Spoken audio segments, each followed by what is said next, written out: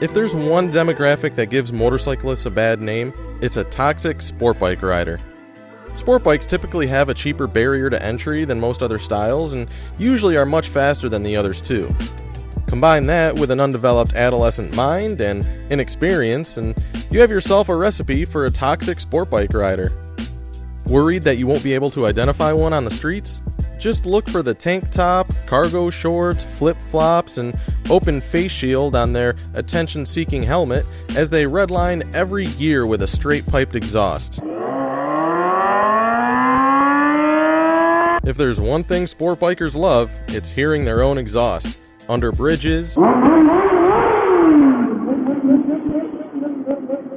through tunnels, residential neighborhoods late at night. They have very little concern for anyone else and firmly believe all traffic should yield to them, regardless who has right of way. They are the right of way. So be sure you don't merge anywhere near them, otherwise you might find yourself with a broken mirror.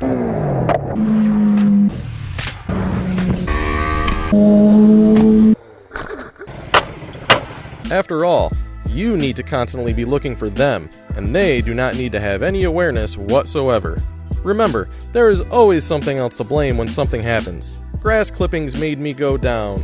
Loose gravel, the sun was in my eyes. Sport bike riders will never admit a lack of experience contributed to going down. Because hey, buying an overpowered motorcycle as your first automatically makes you Valentino Rossi. Imagine buying a machine with almost unlimited potential if there was something that gave you the ability to ride it. But what usually comes with a sport bike is naivety. The naivety to think you can just hop on such a machine, turn the key, and ride it like Rossi. Because truthfully, a rider safety course, like the MSF course, is just a waste of money.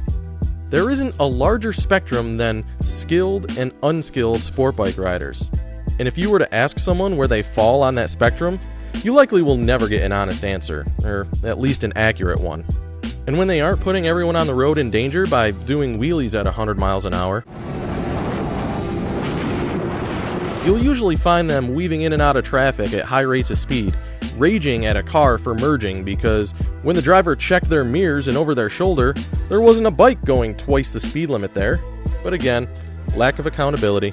And when they plan a large unsanctioned group ride, also known as a shutdown ride, you better hope your path doesn't cross theirs, as they'll block intersections, ignore traffic laws, signs, and lights, and have no regard for anyone else on the road. And when they reach their destination point at Chuck E. Cheese, they'll compare their chicken strips and argue whose is smaller.